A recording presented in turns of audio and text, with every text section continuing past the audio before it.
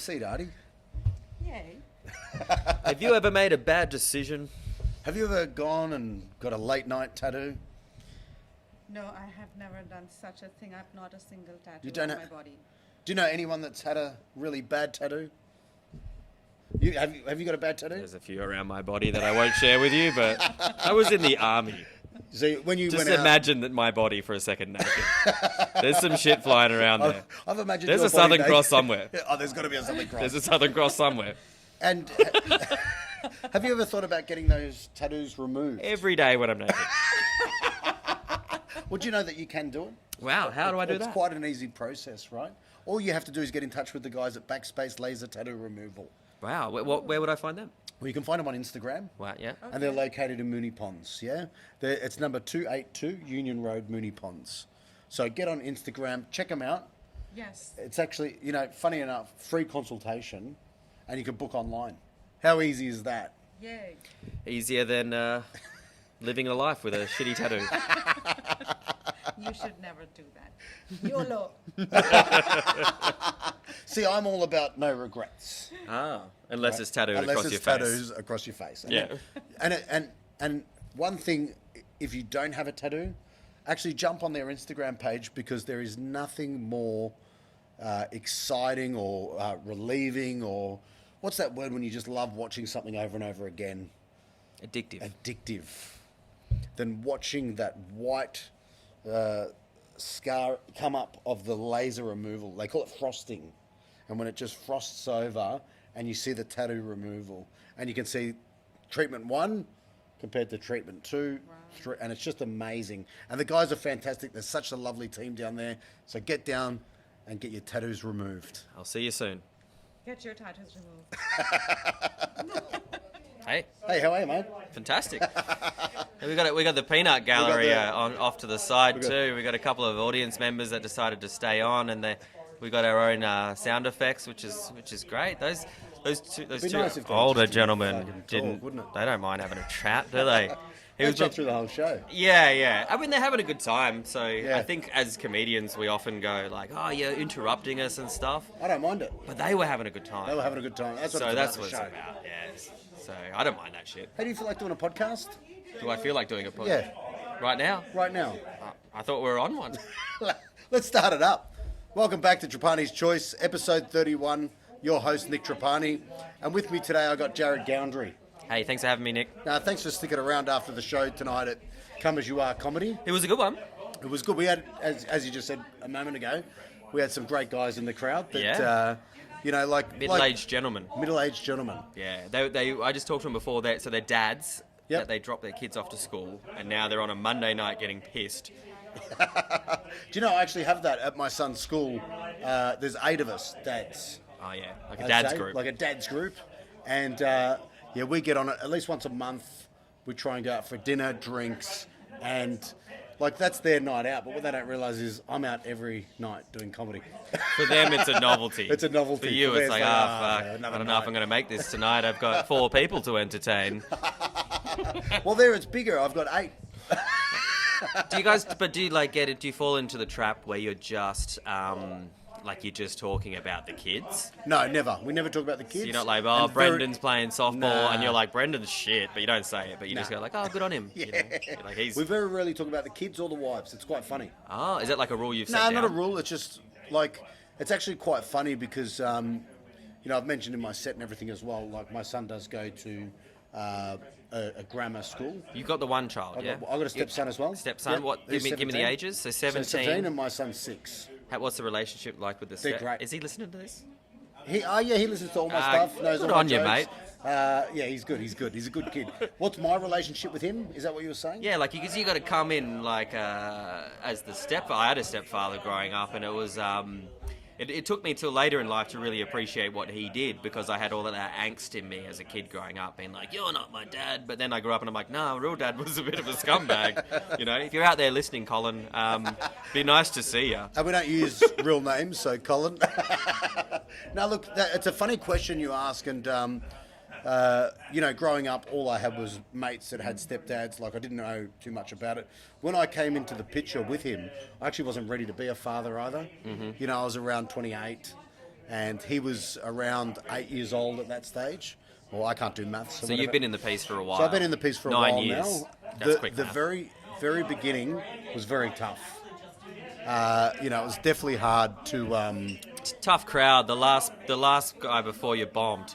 He did bomb. You got to come did on bomb. after a bomb. And the funny thing is, like, when his dad's not as much in the picture now, and but before when he was in the picture, it was week to week, and that was still his dad. Whereas now it's kind of like I've more taken over that role, and we're almost best mates. That's nice. We're best mates. So I'm not a father to him. Does he call you Nick? He calls me Nick. Yeah, I like that. I Yeah. call Richard. That's my stepfather. Yeah. So Colin's the drop kick, and then You don't call him Dad either. no, I call him Richard, but it's a No, mate. your dad, Colin. Oh no, I call him Colin. Colin. Yeah. Because he's not a dad. No. And also, my brother and him we call him Colin. And he's recently just got ass cancer. Oh, that's and, which we heard through like an email of sorts, and we're just like, oh, colon. So now it's just colon cancer, Colin cancer. which is great. We like it. We like it. It bonds my brother and I together through the lack of father. A father, and I've Yeah. actually I can relate on that. No, I do have a father, and he doesn't have colon cancer. Are you missing out? But I went out for lunch with him for an hour. We've got a little running joke that we can't spend more than an hour in the same place together. It just gets too weird. And on Sunday he came over to visit my son. Yeah. And we're talking about the Jeffrey Dahmer special.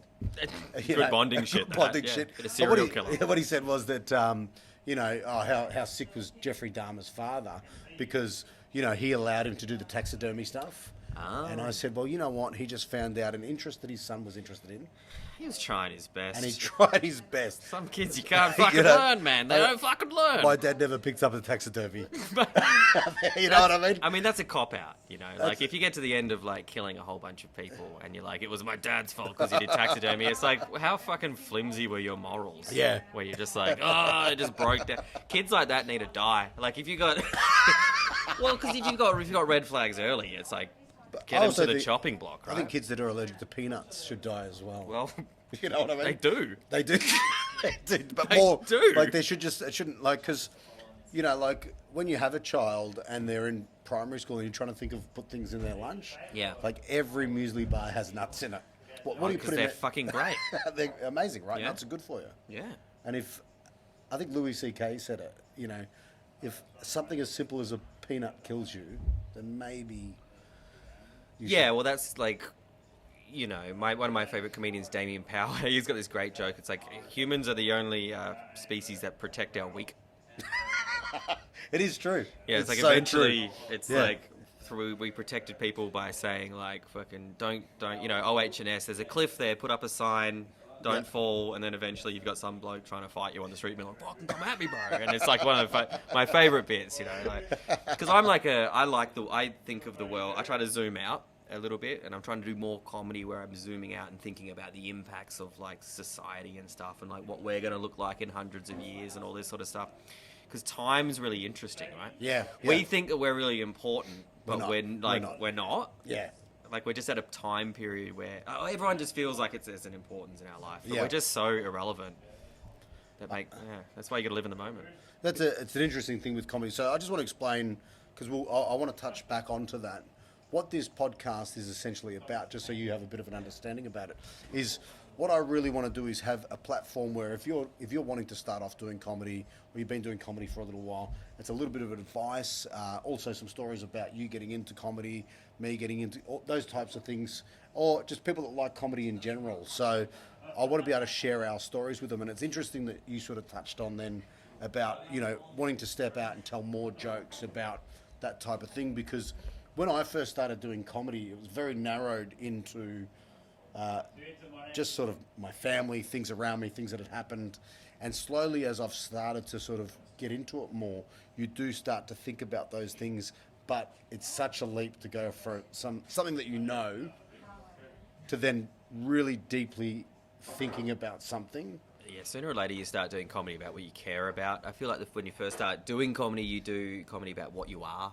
Like, hi, my name's this. I come from this. This might sound like this. And then, you know, like, I'm originally from here. Blah, blah, blah. Quick little gags. And, like, sooner or later, you got to fucking start talking about what, like, you think is important and what you think is funny and what you, like your opinions. Yeah, yeah.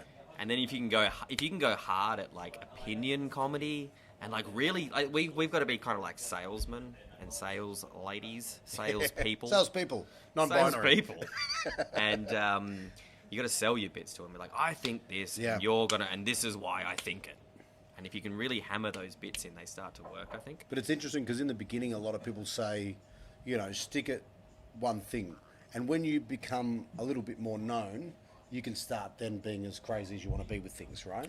So it's very, I It's find confidence, it's right? confidence, yeah. I mean, it's kind of like, I feel like a lot of people, when they first start doing comedy, are writing these amazing bits. Like the first kind of big bits that I wrote that worked, and I'm lucky where I've sort of retired them now, all came from that first year of writing, and I couldn't get them to work because I was writing black belt bits, but I was only like a white belt. Yeah. So I couldn't handle it.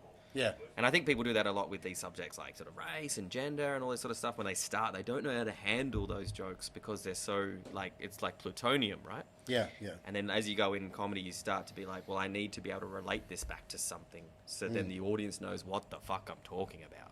Yeah, yeah. Yeah, I was telling this to a comedian off stage before. I did a gig with Tom Ballard last night, and he did like 5 minutes on fuck the Queen, she's dead, fuck that old bitch.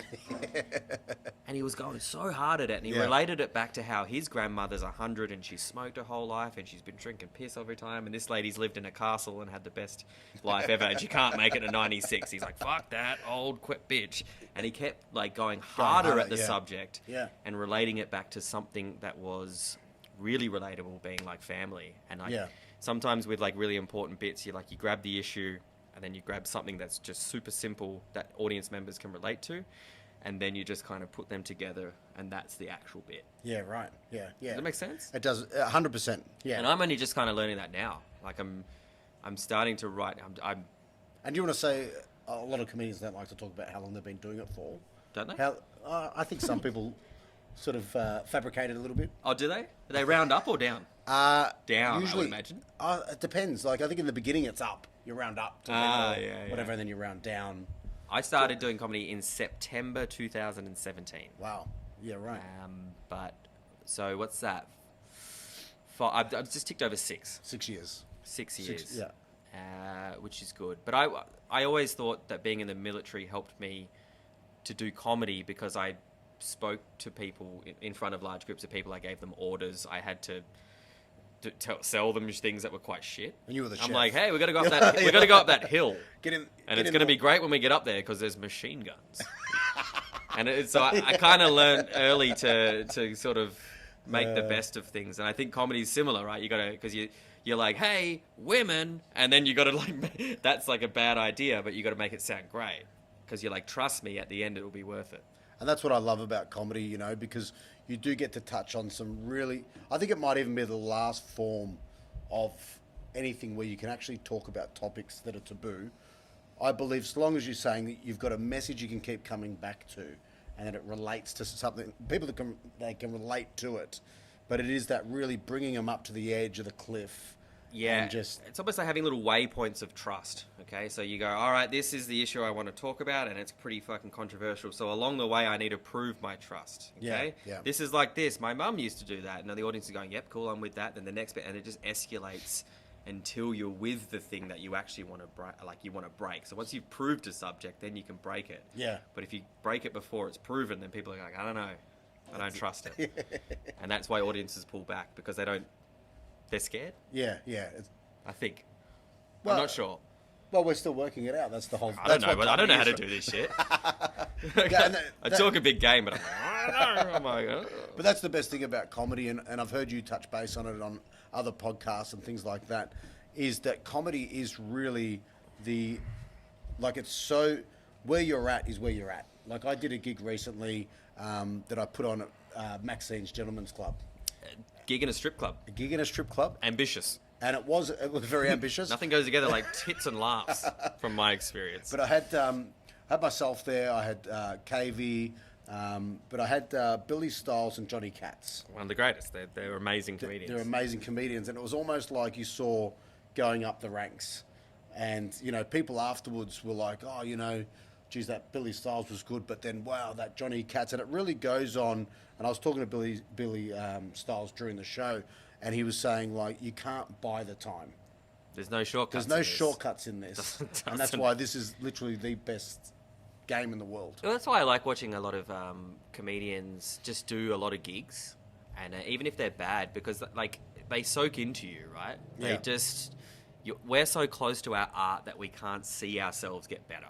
Yeah. But it's nice gigging with people, and then like I did a gig the other night with this girl Kritika. I hadn't seen her in about 8 months, and I was like, "Hey, fuck, man, you're really good now." Like, it's awesome to see. Like I saw growth. the change because I didn't see the work.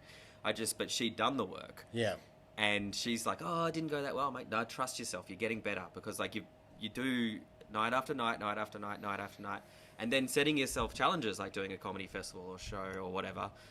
No one's ever ready for that. No. So you should do it and meet that challenge because then afterwards, you've got 2.5 more hours of comedy in you. Yeah. And it just marinates, and then sooner or later something will happen in an audience, and you just pounce on it, and you go, and you don't know when you learnt it, but you just did. Yeah.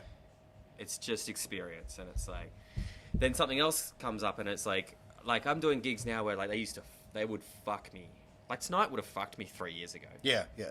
And I was, small crowd, chatty, with a bunch of peers that made up most of the audience. Like I would have been really intimidated by that, but I'm just lucky at the point now where I've done enough where I go, okay, this gig required, in my head, I was like, I'm going to give this 130%. Yeah. You got to give more. Because the audience is 70%, Yeah. right? So if I give 130 and they're 70, then collectively together we're going to have a gig because we're both at 100%. Yeah, it's true. And then you get them on board, and then No, 100%. It makes a lot of sense. I always think that because, to me, when you're doing bigger crowds, it's so much easier to just get them on board. Fucking easy, man. You know, because it's like if someone's laughing, Nothing hard the about a other big people- crowd. But when you've got a smaller crowd, like So hard. it's so difficult. Even like just having, I've done gigs with, just 1 or 2 people there. And Crazy for me, hard. like you said, I go twice as hard at them because if you can make them laugh and entertain them the whole time. Yeah, it's like picking a gear. I think like if your act is like a gear, it's like, do I go in this in first gear or fifth gear or third gear? Because sometimes you got to take it down. Yeah. But sometimes by taking it down, you're actually taking it up. Like if there's 2 people on each side and they're just like one person there, like maybe that requires just to change that space in between you and just bring you guys closer and then start getting them to get to know each other. Yeah. And then once you've got them in the right spot, then you crack on with your Yeah. act. And it's like picking that less stuff sometimes. And I don't get it right even to this day, for maybe 50% of the time. Like you pick something and you got to like watch the gig as it's happening before you're on and go, what's happening? That person's engaged, that person's talking, that person's like on their phone, whatever. And then going in with a plan, because if you go in with no plan, you're going to be fucked. Yeah. So you might as well have a plan, even if that plan is wrong. Yeah. Yeah. And just trying something. Because you got to win, right? You This have is all to. like you got to win. You have to. Because there's no hiding up here. It's just fucking shit all the time. I had this physio that used to work with me, and she said, "I don't know how you do this, how you get on stage," because she goes, "I can lecture a room because I believe that I'm, the smartest person in the room," and but I said to her, "Well, I believe that every room that I go into, that I'm the best person in the room."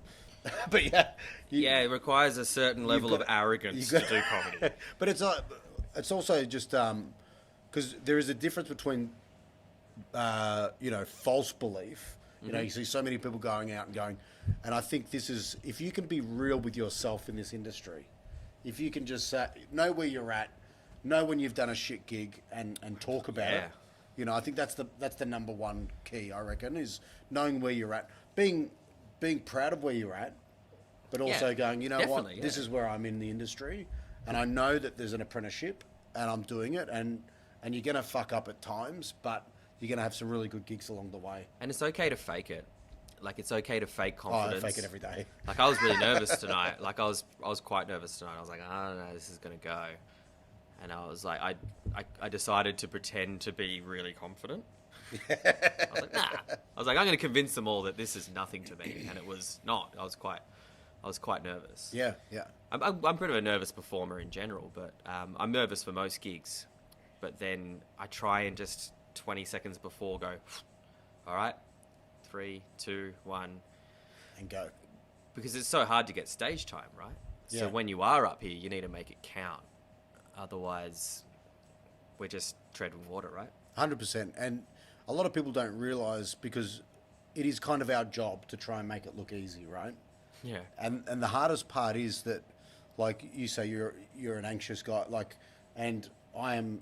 I think the first time you met me, you look like a coke guy, and I'm like, no, I'm just fucking. That was one of the first conversations we ever had. I saw him at a gig, and I'm like, "Hey, you did coke?" You look like a coke guy. And I'm like, no, and then we did coke together. It was all good. But no, actually, a little story about doing comedy in hard times.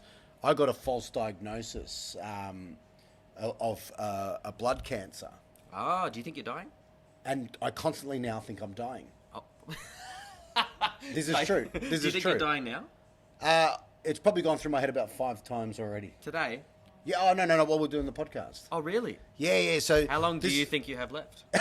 Yeah, well, I'm not a fortune teller, but I don't know if this is important or we should wrap it up. You know what I mean? No, this could be the. Imagine this is the way out. Oh, This if you is it. died on this podcast, it would be It would great for blow my up. career. Yeah, it'd blow up. It'd blow Like, here, up. Goundrey did a podcast with Trapedi. He died. He died on the pod. They're like, "Is it on YouTube?" Like, and I'm like, "Nah, but I've got it cut up into little TikToks."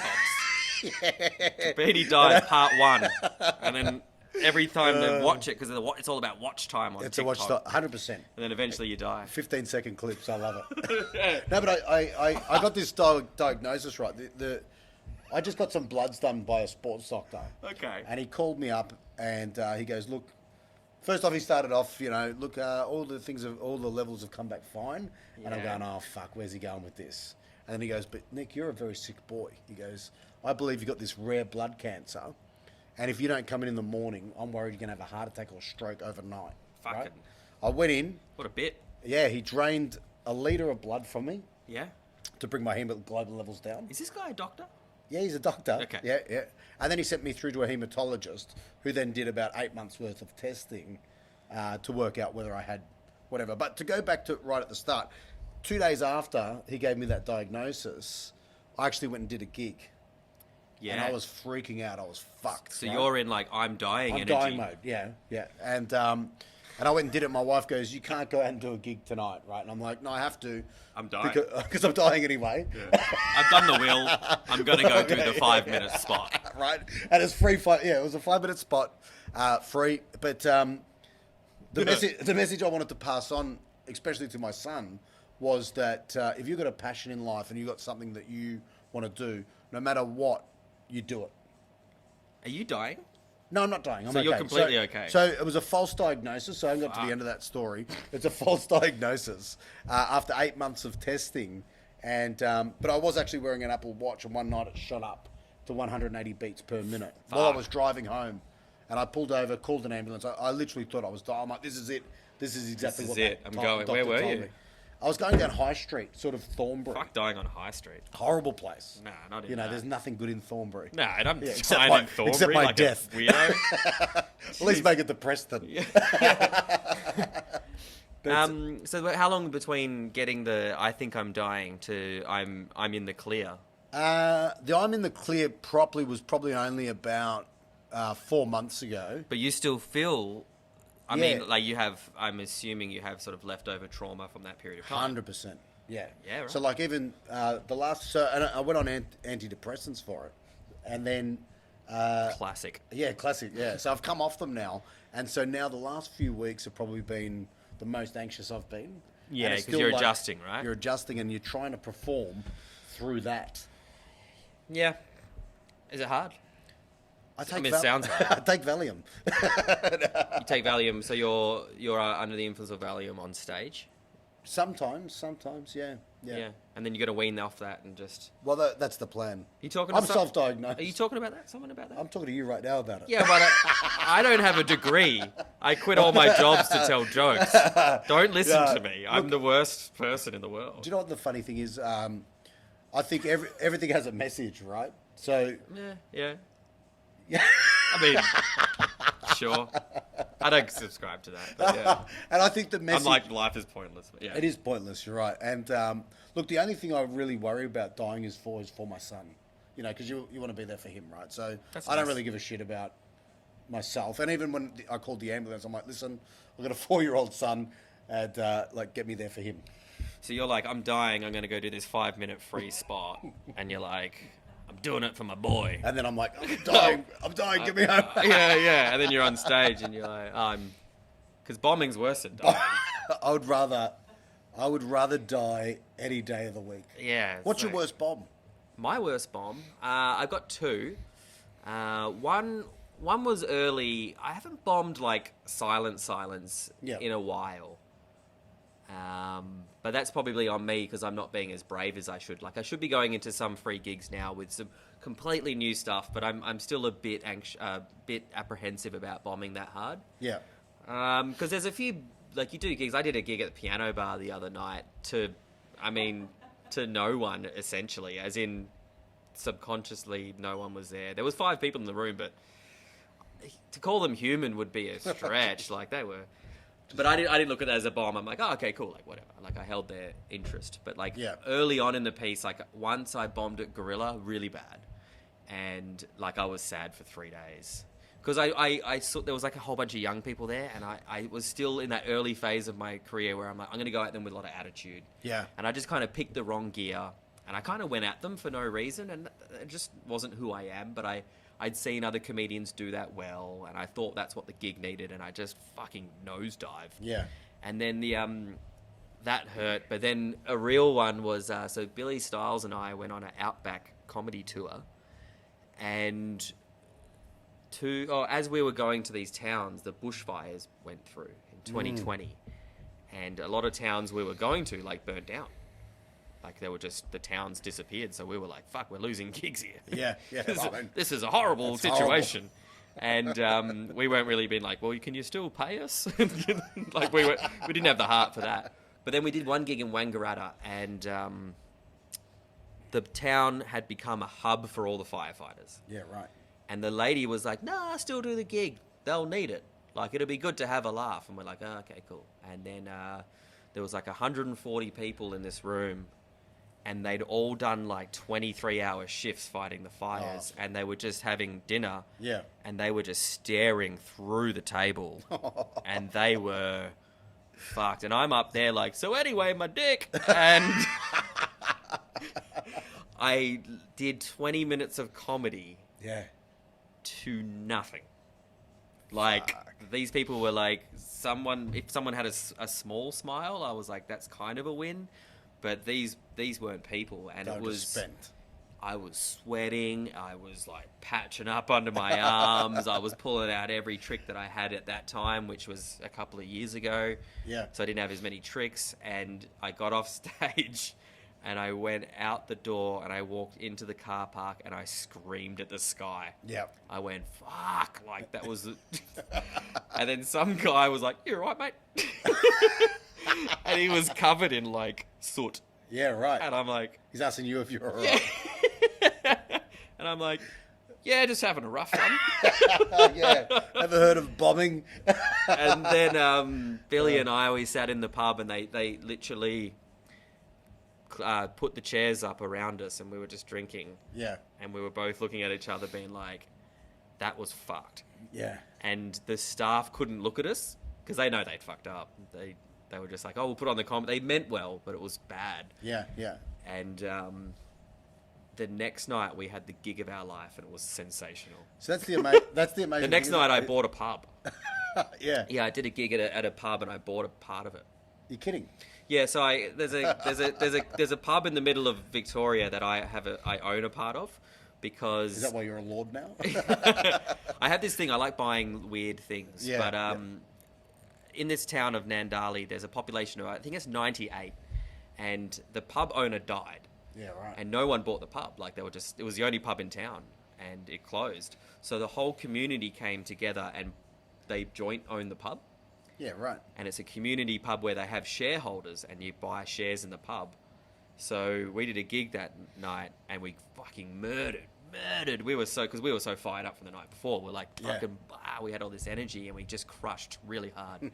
And then I was talking to the owner, and he's like, "Yeah, we sell shares in the pub." And I was like, "How much is a share?" And it was exactly what I was getting paid that night. And I said, "Don't worry about paying me." I said, "I'll just take a part of the pub." How many times have you gone back? 5. 5 times. Yeah, well, I'm on the committee. Oh, I'm on the committee. Oh, you got to go for the committee meeting. Yeah, because I have an annual general meeting. And then I just talked to the guys like, "Hey, we're doing that pub," and now it's kind of like a home away from home, and we've done five gigs there. That's awesome. That's awesome. We sleep in the accommodation that's there, and I pour beers after the gigs whenever I'm there and stuff. Because your place, you can do whatever you like. I have like a little dream in my head of when I do comedy. Hopefully, I'd like to do a new comedy show every year for like 10 years. Yeah, right. And I'd like to do the first show every time there, or the last. That's good. That's because every time we do a show, the population's 98, and we once did a gig to 100 people there. You're like, so we're like, 2 people came from out of town. Yeah. And there's like kids running around and stuff. And they're farmers, so we're like, can we swear in front of the kids? They're like, we fucking do. Yeah, fucking don't give a shit. So it's a really great gig. And, yeah. Well, that was the big bomb. That was the big bomb. Oh, it's funny, because when I met you, we'll go back to that at Gorilla. What used to happen, some people that might not know, is there used to be the actual show itself, and then there'd be open mic that would run after. Yeah, I remember the thing. that, So because they don't really do open mics anywhere now, they're curated shows and things like that. But I believe you were headlining that night, and I was watching you on stage. When was this? A couple of years ago? A few years This ago? is Pre-COVID. Pre-COVID. So we're talking probably 3 years ago. Cool. Yeah. Or 2.5 years ago. Yep. And did I do it right? No, you did amazing. Okay. Yeah, you did. So I was watching you, and just your movement on stage as well. You were, I don't know, you used to do very sort of unique movement where you'd sort of sway and you'd have the mic stand and you'd move around, and I'm like, man, this guy's important. Like, you just had this aura about you that you were like, there's just something about you that everyone was drawn to. When I write a bit now, the bit's not done until it has the physical thing with it too. Yeah. So when I write a bit, when I think the bit's done, I then add what is the face doing? Yeah. Where do I look? Because that's a big part of my act. Yeah. Some people are deadpan. I'm energetic. I've identified that about my act. So now I have the movement, and sometimes if I'm saying something where I'm surprised, I should act surprised. Yeah. Because comedy's acting. Yeah, 100%. And we're just doing a one-person show, but it's a script.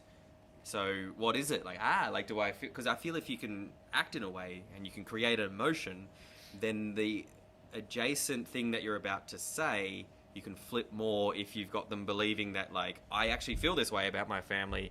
Joke's on all of us. Yeah. Do you know what I mean? Oh, look, when I did the comedy festival this year, I actually, in my lounge room, taped down what I thought was the size of the stage. Nice, good move. And so I've got the microphone stand, I like that. I've got everything. Yep. And so I basically, similar to what you're saying, but Brad Oakes was the one that told me every movement is meant to be done for a reason. Brad Oakes was my mentor for about 18 months.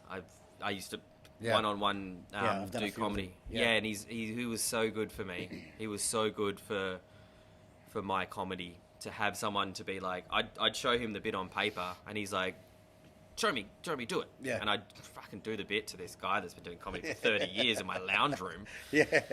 And he's like, don't know, it's a bit shit. And I was like, fuck. But I was like so thankful that so many of those bits that I went past him, I didn't do on a stage. Yeah. Because he was like, no, but this. Yeah. And it was, I attribute, I think, the 18 months I spent working one-on-one with a comedy coach probably added 2 years to my career. It makes a big difference. I know that... Because every industry does it. If you want to play tennis, you get a tennis coach. You want to play golf, fucking someone shows you the swing.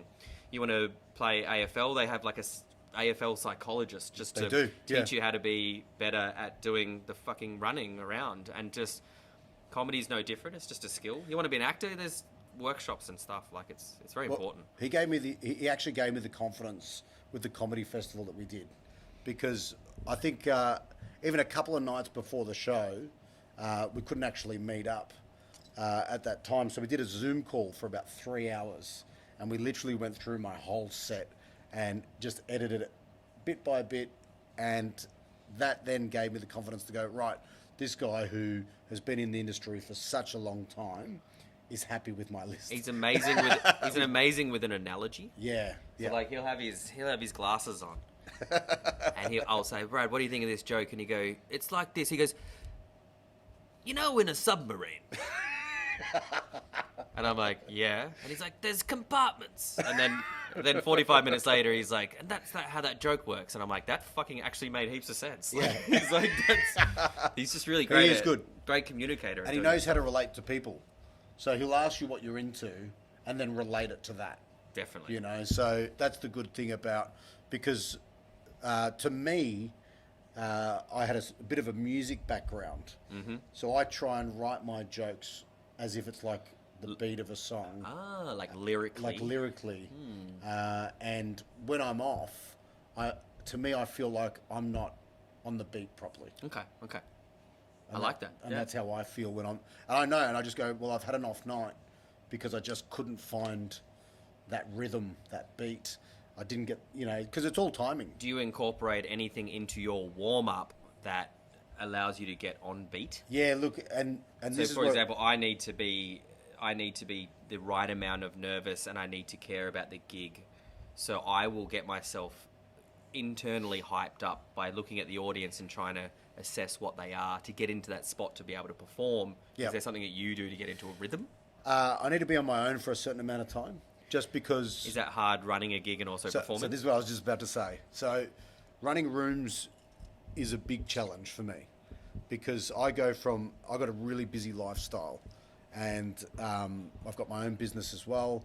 Plus I do all the pickups, drop-offs for my son, do all the running around for him, because my wife also works full-time, and then I go out and do comedy. So to then try and run a room, because there's so many more things to worry about. And the biggest bit of advice I could give to anyone is the first night that you open a new room, Don't MC. don't MC it and don't perform. Yeah. In my eyes. Fucking oath, that's great advice. This room here that we're in now was the first room that I opened. And the first night I performed, I had Doug Chappell and I had a few people here, and I wanted to do so well in front of them, but I didn't realise that everything else I was worried about. And, like getting an audience in, all these things that are out of your control. They were the things that were worrying me. And then I remember the first night, it was about a month or so after the room had been running, we literally had zero audience. And that probably was worse than bombing. I went home, it took me a week to recover from that. Because you'd organised it, you felt like you'd Well, bombed on an admin front? On an admin front, yeah. And you've let these comedians have taken their time out. Like, time's the most important thing we have. Yeah. Because, and that's why when someone's late, I get pretty upset. Like, time's all we have. So if you've asked these people to step out of their lives to come and do something, and you haven't provided for them, Yeah. that, to me, was a huge letdown. I always find that stressful once you start doing comedy festivals, because a lot of the time, all of those jobs become on you.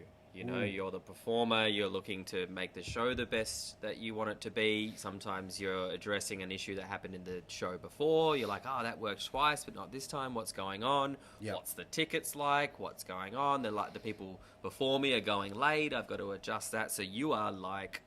Oh, there's a million things going on. That's why running a room's not a bad Yeah. thing, because you learn to do those skills. So then when the big game happens, like you're putting on a fringe show or a festival show, you just have more sort of kind of industry knowledge. Yeah. You're just like, it's kind of, you got to learn to do this stuff, because if you do comedy well enough, you're going to have to go to that next level where you're producing your own stuff. 100%. And that's all admin. Yeah. Yeah. Do you think it's strange that people do comedy and not want to get to that? Like, No, I think comedy is the most beautiful thing I've ever done, in the fact that it's made me really happy. yeah. The happiest I've ever been doing comedy now, especially after the pandemic. It was just getting back to doing what I love. And if anyone does comedy and they just want to do it once a month and it brings them happiness, I think that's just as good as if someone wants to hustle and, make it whatever that means. I think I like seeing those part-timers, those people that just come in and out of the scene. Like, Yeah. all of it to me is great. I think it's it's just such a wonderful activity, and it's so creative, and there's so many. We're all looking at life from just a different angle. You know, like I've seen some people that barely do comedy do amazing comedy bits. Oh. And I'm like, fuck yeah, like you're gonna so crush good. stuff, and then they just leave for 3 years. And I'm like, oh You're like, shit, what are you doing? Can I have that bit? Like, you gonna use it again? They're like, I might, and I'm like, that's just as good as making it. Yeah. I mean, this activity shouldn't be guarded by anyone. It's what you want to. It's what you want to do with it. Yeah, it's so great, you know. Like, I mean, people will play football on Sunday, and that's all they want to do. They do it for if they're friendship and for each other, and they do it to keep fit. And a lot of the time, a lot of people do comedy just to get out of the house. And I think that's just as if not more honourable than being like, I'm going to make this a sustainable business, because that's crazy shit. So, Yeah. yeah. And that's the actually next topic I want to get into a little bit is business. I don't generally talk about business, especially on the podcast, because I try and keep it a little bit lighter for people starting off in comedy and everything like that. But one thing after the comedy festival, I was after the show, I was doing the same room. Doug Chappell had his show on before me, and he after the show he goes, "Fuck Nick, you run a business, you know what you're doing. Just fucking go out there and do it. Same as what you're doing now." And I was like, "Fuck, you're right. Why have I been looking at this a whole different way from how I run my other business?" Exactly. Comedy is just another bit. It's like if you take out a product, we are the product. 100%.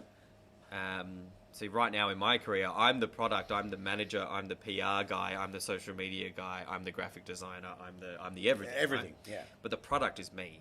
Yeah. So I need to sell me. That's what I'm doing. I'm selling a feeling. You know, if you want to sell Coca-Cola, you want to sell Coca-Cola or Pepsi, they're not selling a drink, they're selling a feeling, right? They're selling like, what does it make you feel? Yeah, yeah. And I think once you figure that out of whatever you are, You got to find who are your style, what you want to portray. yeah. As So you. it's just products, man. I think Dave O'Neill once said to me, he's like, someone asked him if you could study anything to help you do comedy, what would it be? Like, and they asked it as in like, you know, would it be improv? Would it be acting? And he said, no, do marketing. Go to uni and do marketing. Yeah. He's like, you'll need that. Comedy, you figure that shit out, but marketing, that's hard. So It is a very hard part of it, I find, because with my other business, we're selling a product, and like you're and saying, it's clearly defined. it's clearly defined, and to sell yourself, and I missed. I think we're exactly the same age. I missed really that social media thing as a kid, you know. So where we've come into it, it was purely a platform just to keep in touch with people. Yeah. And I never posted videos or anything of myself. Like I went to the football with someone once, and they got their phone out and they got Snapchat, and I'm like, "Are you fucking here to watch the game, or are you here to show people that you're watching the game?" I was thinking it was a very narcissistic thing to do, but now it's almost like we have to do that constantly. Well, and you should, because if you go to the business front, this fucking thing that all of us carry around is a billboard. Yeah. Like we carry around ads all the time, right? And I had found this recently. I was like, I need to get on top of social media, because if I don't, I'm going to get left behind. Yeah. That was my fear. I was terrified. And then my second fear was, I'm going to put stuff out there and no one's going to like it. Yeah. I was terrified, and I was like, That was my biggest thing too. and I still am, but I had to sit down with myself and think, do I want to do this? Because if I do, I need to get over that fear. And the only reason I got over it was I was like, I just started doing stuff. Yeah. Just started doing it. And then, do you know what? Heaps of it bombs. Oh yeah. But it doesn't matter, because you just do something the next day or the day after. Like, I just schedule in 4 times a week on most platforms. I'm going to do something. And it's a nice activity. I'm going to write something. I'm going to try and do that. And I'm just going to see what happens. And eventually something catches. And then you just start to discover more about yourself, because I feel like we all think we're going to do one thing and it's going to go viral. Yeah. But it's not. That's true for like 0.1% of people. The rest of it's just slow build. And that just chips away. It's like the same as this thing. I was about to It's the say, exact yeah, same same as as this comedy. thing. Do it, Yeah. bomb, learn from your mistakes, get better, upskill yourself. Like best thing I ever did over the lockdown was I did an online graphic design course. Okay. Yeah. Yeah. And now I make all my own posters. I make posters for my friends. I do all my rooms graphics. Yeah. And I just learned. It took me, like, I made some shit stuff, but I made a whole bunch of I was like, for the next 3 months, my social media posts I'm going to make. So I'm going to cut myself out. I'm going to put it there. I'm going to do that just for fun. Yeah, I'm just going to add something else to it to try and make it But it's better. part of it. It's part of it too. Yeah, now I'm pretty quick. Now it's Yeah. just every day. I'll just go do this, and that. Oh, I need a podcast thing. Great. I'll just make that. Now I need a poster. I'll just make that. So I spend 2 hours a day just doing work because otherwise I was going to pay someone to do that. And then that's taking away from the money I could make. Yeah. And this is why I wanted to talk a little bit about business with you, because I've also had some conversations with you about that has also made me rethink about some of the ways that I do things and marketing and that type of thing. I was just wondering, I did hear, and I don't know the full story about it, but I heard one of the ways that you marketed one of your festival shows or something like that was something to do with going to backpackers. Goon bags of goon wine. bags of wine. Yeah. So I was doing a festival and the show was free, but at the end of it, you paid whatever you thought. Yep. I was doing okay. I was probably half filling. And then I did the math and I thought, I went out and bought 10 goon bags of wine. I sat at home and I got my flyer and I pasted it all around the box. And then I went to every backpacker in Melbourne CBD. And I went there and I said, hey, who wants 4 litres of wine? And they all went, of course. And I had a note on top that it said, come thank Jarryd Goundrey, 7:30 at the Highlander. Yeah. And it was free, right? It was free backpackers. I got them pissed. And every show sold out. That's amazing. But, like, it was a double-edged sword because I had, like, half my audience were pissed French people. They were like, ugh. And I'm like, my dick. And it's just... and... I love that that's your go. I've never heard you talk about your dick on No. But it's inventive. And that's what it... Because I think sometimes... Well, you got to do something different. You got to do something. Yeah. And that came from a moment of I was looking at my sales and I was like, fuck, I don't know. Like, I've tried the thing. I handed out the flyers. I paid the money on the social media. Like, it's... Yeah. And I was like, I was looking for something else. Yeah. And that idea, I don't know. I thought it was crafty. Yeah. Yep. Because I think it's important to get secondary lots of advertisement, right? So I was handing out the boxes. They were seeing that. But then I had photos with the backpackers being like, thanks. Yeah. So then I could post that. And then they came to the show. Then after the show, they were like, things. Yeah. So I had like 3 or 4 different things from the one act of giving and I was like, this is, Jean-Pierre. He's drunk and he came to my show and he's like, God is the best. And I was like, that's a good bit of content, right? So 100%. by doing that, I created more advertisement And avenues. how many years into comedy were you when you did that? Not much. Like, that was right at the 18 beginning. months, maybe. Yeah. I had no business doing this show. Yeah. Like, I wasn't, I mean... But I think it's like the comedy festival that we just did. I thoroughly enjoyed it, and maybe we were well out of our depths. I did a split show, and I learnt so much from that. That, like you're saying, you sort of go that next step forward because you've been able to do that. And we actually had minimum 80 people over 3 nights. Amazing. And so it was such a good thing performing. You get that whole... That's what it's all about, because we do all these smaller shows and things like that. Well, you do these for that. Right? Yeah. That's the grand final. Yeah, exactly. So you do this to get good at that, because eventually you just do that. Yeah, that's all you want to do. I mean, that's best case scenario, right? You Yeah. just do that every week. Yeah. You rack up a bunch of dates around the world, and that's what you do. But that's not built. And then I'll let you come on my jet, and I'll go on yours, and... But you can't have that unless you can do this little tiny room. Like, Yeah. you don't deserve that unless you can do the 2 people But in it's the the room. same, the same as what you were saying about social media and that sort of stuff, because I do struggle with myself going, is that going to be shit, is that going to bomb? But you don't want that instant success, because I think that dies off very quickly. You see people that go bang, something that they do just blows up, and now it's like, how do you monetize, how do you keep going with that?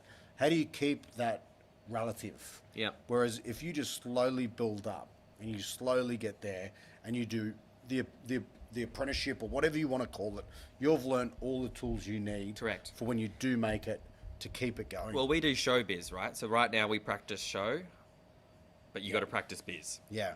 And practicing biz is what creates showbiz, which then allows people to come to you, and then you're actually doing it. Yeah. So yeah. that's the business done. And Let's talk.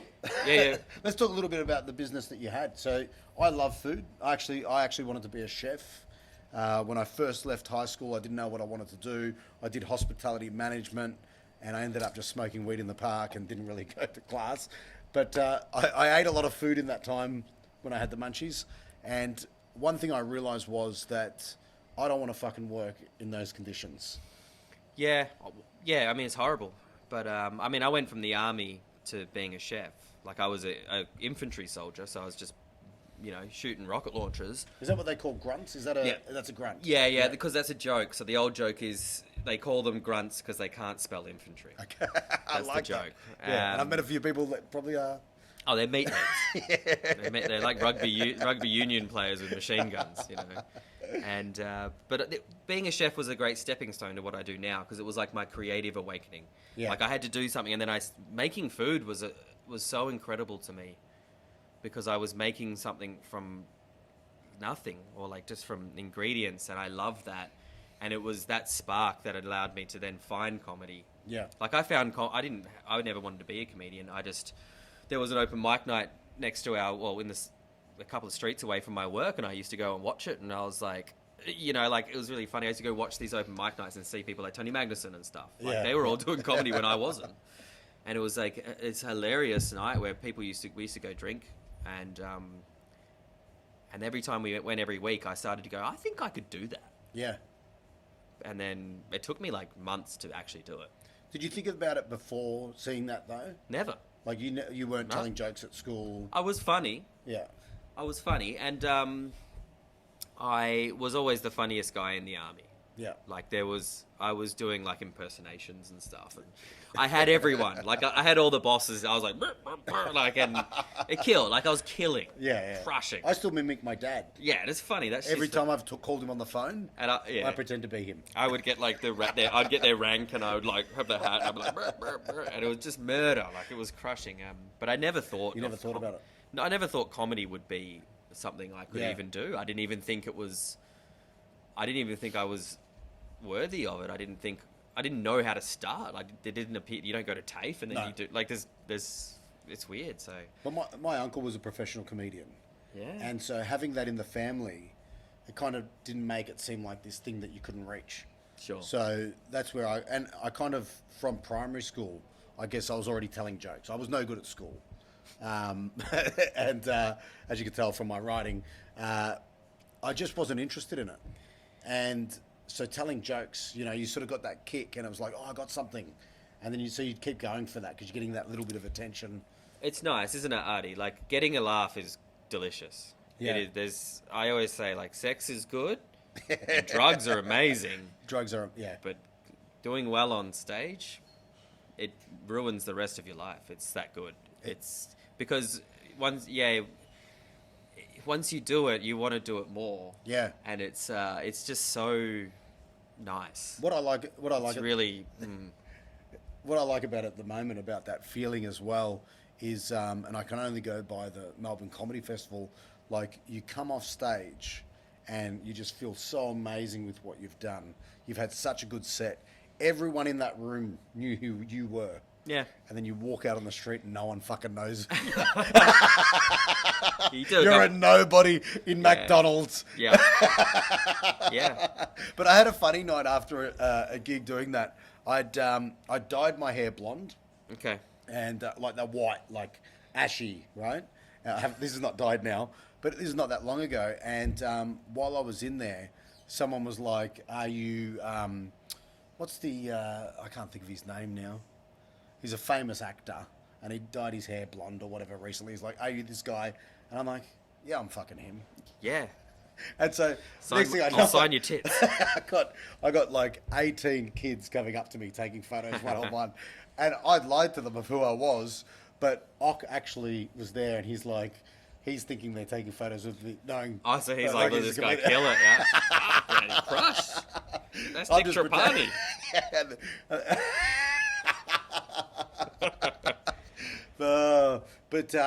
Yeah, so that's the best part of sort of how I feel. You sort of know where you're at, and I'd love to get to that stage where, it sounds silly because some people dread it, but I'd love to be able to go places and people know who you are because of what you've done and your art. Yeah, I think there's a sweet spot. I mean, you wouldn't want to be paparazzi. No. You know, like, because when you read a gossip magazine and there's just... That's bullshit. They always get the worst photo of you. It's like you're bending down and you just got like a couple of roll. Yeah. You're like, I'm just picking up my hat. And they're like, Jarryd Goundrey let himself go. And you're like... Yeah. Is Jarryd Goundrey pregnant? Yeah. He's got the baby Yeah, bump. you pat your mum on the shoulder and it's like, He's like, Jarryd Goundrey, he's got an old Sexual wife. assault. That I wouldn't want that in 1,000 years. I've got no desire for any of that. What I would like people to know me for my craft, and that's it. I don't want, if there's any intrigue into my personal life, I don't think I'd like that. Because I don't use social media for my own life. I only use it for work. I get in arguments a lot about that with my wife because she's like, you know, you might, because I use my son a little bit in my comedy. Good shtick. Yeah. And he's got a really good sense of humor, right? He's so good. Do you know what I did to him yesterday? I tried to do that thing, the TikTok, I was telling you before, where, you know, you put The Nutella Nutella on your hand. And he looked at it and he just goes, have you seen that one where what they do is you're on the toilet and you call out for toilet paper, and when they come and hand it to you, you wipe Nutella on their hand, and they look at it and think it's shit. But my son just looks at it and goes... And TikTok generation. He's 6, right? And he goes, that's fucking Nutella, Dad. And then he licked it, right? So, but now I have to go next level. Yeah, well, then next time you got to... Next time you got to shit on your hand. I mean, it's the only way he's going to learn. Oh, sorry, I got Nutella on you, son. But I don't use social media for my life at all. That's what I was I don't have my family on there. I don't have you know, like I've got a daughter. She's not on social media. Everyone's surprised that I didn't know you had a daughter till tonight. Yeah, because we decided when she was a child, we didn't put anything on there because, you know, people can just take that information and just, you don't know what it's going to happen. So yeah. But now she's at the age where she wants TikTok bad. She's telling me, she's like, Dad, I want TikTok. I'm like, you got to follow me. She's like, I'm not following you. Like everything I do. Like, well, my like stepson that, share it, get the watch time. He's the one that likes everything. Like one of the first to like everything is my stepson. Yeah. And it's a good feeling, you know, having someone like that. But one thing, my wife gets upset because I never post anything about us. Because also, like, yes, I do put my son out there, but he also doesn't have a social media. Like, you sort of can't get to him. I don't let you know anything about him. Safety, because I think, like, I've already had, we actually had one gig that we had that there was a couple of guys after the show that it turned into a bit of a brawl out in the front. They were actually on drugs. Wow. And they were fighting amongst themselves, and I won't name anyone who was there, but we stepped in to try and separate them, and then they turned on us. And then, because it was actually a guy that I knew who had bought them, they then started contacting me through my Instagram and sending really, you know, like they were coming to kill every single person that was at that show. Fuck. And so, you know, that was the sort of moment then when I said to my wife, look, this is why I keep a distance from all the sort of family stuff. Even if I was to put, you know, her in a story or something like that, I won't tag her or anything because you just don't know of what, you know, what could happen. I'm at the point now where I've got 3 dick pics. So I feel like I'm starting to make it. So that's awesome. I'm starting to get. It is, right? That's awesome. I'm starting to get a few followers now, like that I don't know. Like a lot of them, I don't know quite a lot of them. I sent one of them. So they'll see it was the to show. get you out of here tonight. You did the goon bags. I did my dick wrapped with my flyer around it saying Tripati's choice. So people will come to a show, and especially in bigger gigs, and then they'll follow you, and then they'll send you a message, and they'll say, "Hey, that was great last night," and you go, "Like, I'm going to reply to this or not." So I'm starting to not. I think which that's is an interesting feeling because I think a couple of years ago I would follow everyone back and be like, "Thanks, cool. I've got a comedy festival, but it's nice to just keep a distance between the audience members." Because a few people have messaged me and then go, like men, and they go, "Hey, that was great." I go, "Cool. I'm glad you enjoyed it." The next message is a penis. Yeah. And I'm like, "Fuck, this is what women get all the time." Yeah, and you got to. How special do you feel? Don't complain about that. Nice. I think it's good. I think it's but good. it's weird. Like, it's a weird thing, and then they delete themselves, and it's like they just wanted.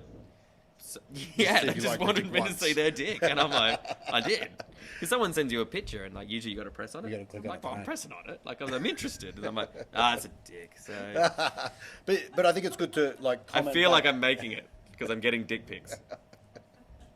It's a lot harder for a guy to get dick pics. Yeah, well, 3. So if you're out there listening, don't send me a dick pic. I'm going to put the socials up, but don't. Actually send all dick pics. Only dick pics. Start sending them soft. yeah, be a man. Yeah, be a man. Put it like attached, stuck to your leg. Send it how it is. But I think it's good to comment back on the comment section. But yeah, once someone's, like, it's a bit personal when someone starts to send you a private message. Yeah, and a lot of people, eventually they will start to follow you, and then they will start talking to you a lot. Yeah. And then it's like, well, where does this become because I am the product. Yeah. But I don't know you. But like, they've seen you do comedy, so they know a lot about you, right? They think they know, yeah. But I don't know anything about them, and then they're always replying to your stories, and then it's like, well, they come to another show, and then they want to hang out with you afterwards. Yeah. And it's like, oh, I've got my family here, and they're like, they might come to a festival show. I'm like, I'm going to hang out with these people afterwards, and they're like, and then it gets strange. So a good problem to have in a way, because you're going to have to try and create boundaries, but yeah, it's an interesting one. So that's what I got to look forward to. I'll give you a call Dick when I've pics. had my 3rd dick pic. And I'm like, that's nothing. I've had 7. I'll send you your first. Yes, please. I'll show you the ropes. No, but look, mate, I just want to thank you for coming on here. As I said, when I first met you at Gorilla, and I want to thank Paul Sharplin as well, because he runs a great room there, and I love that place. It's probably the... To be honest, when I first started, the first room I ever did was the Imperial Hotel, and I bombed so hard there. Oh, that was a shit And gig. it was a really bad place. That place and sucked. afterwards, the MC actually said to me, well, now at least you can say you've done comedy. That's how bad I went. And, Wow. But look, I mean, it was a different room, different crowd. And then I went to Big Mouth, and then I went to Gorilla, was the 3rd place that I ever did gigs. And, meeting you there and sort of seeing where because you get to reflect a little bit, and I go, well, I'm running this room now. You've now come to my room, and you were someone, and you're still someone that I look up to in the industry. And I'm one of those people that follow what you do, and, proud of moments that you've done and gone, right, well, Jarryd's done that, and, that's where I want to start to head. So not that you sort of copy, but you go, right, I want to be able to No, do... you're 100% copy. That's how I got to where I was. I'm doing all the just TikToks the same copying. as yours. I do Yeah. duets of your TikTok now. Well, that's what I do. When I didn't know how to do TikTok, I made a list of comedians who are on the rise, not people that have already made it. And Yeah. I looked at what they did to get the confidence to do what I was doing, Yeah. to not feel so stupid.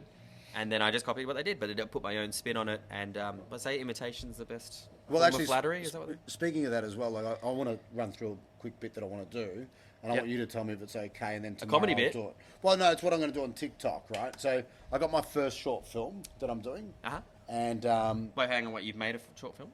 no, I haven't made it. Like I got casted to be. Oh, in okay, it. cool. And it's just a AA meeting in a church. Yep. And I just want to method act. So I'm going to be on TikTok explaining it drunk as fuck and method acting. Yeah, I think with all of those short video forms, the key is they're all good, okay? But what you got to do is, it's like marketing, right? You need to have a hook. If you write something at the top being like, I'm going to method act drunk, it doesn't end well. Now people go, oh, I want to see how it ends. I want to see how it ends. So they wait till the video's 100%. done, right? Yeah. It's true. And then if you create the video that's like a bit, so then it's got a payoff. Yeah. Then they hang around, and then at the end they like, and then that's how things go viral. Well, actually, So I write all of my video bits with the platform that it's made in mind. yeah. So I know TikTok requires people to watch a video to the end, so I try and entice them in the first couple of seconds with something, Yep. even that's a heading. Something that's gonna make them stay. I mean, it doesn't always work, but it does sometimes. And this is why I look up to you, because honestly, you think about every little thing there is to think about. I have 3 showers a day. I do. And My but, fucking missus hates it. but it's inspiring. No hot water. It's inspiring to watch, because for me, comedy is everything. It's all I think about. It's all I dream about. It's all I want to do. So That makes me happy. That's good. and then to be around someone and to know that, I could just reach out to you and things like that and ask you questions, and you're more than happy to help until I send the dick pic. And I come to As your long shows as and go, it's- as long I know as you're it's with your soft, family, it's fine. but to me, this is what it's about. And one thing that I didn't really get much of a chance to touch on, but what I'm trying to create in Melbourne, which I don't believe we have, is a really good comedy community. And you see like America, the UK, all these places, they're so advanced in their comedy. And I'd love to bring it to that level. And I'd love to be part of that community that brings it to that. And I think you're one of the key people in Melbourne at the moment that are doing along the lines of that, because you're so good at what you're doing. And although we're focusing on ourselves and what we're doing, you do give the time of day to basically anyone that wants to do comedy.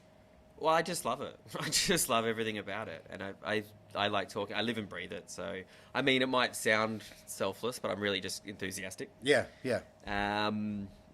So yeah, it's not a chore, because it's what I like it. So So thank you, mate. Thanks for having me on here. Thanks for I being appreciate here. it. And this room, this is one of the most gorgeous looking comedy rooms in Melbourne. And persistence, because if you get 15, 20 people in here a week, this place will go bananas, and then try fucking not get everyone in Melbourne want to come here. That's because That's the it'll be goal. crazy. That's what we're working on. Yeah. So thank you, mate. Thank you.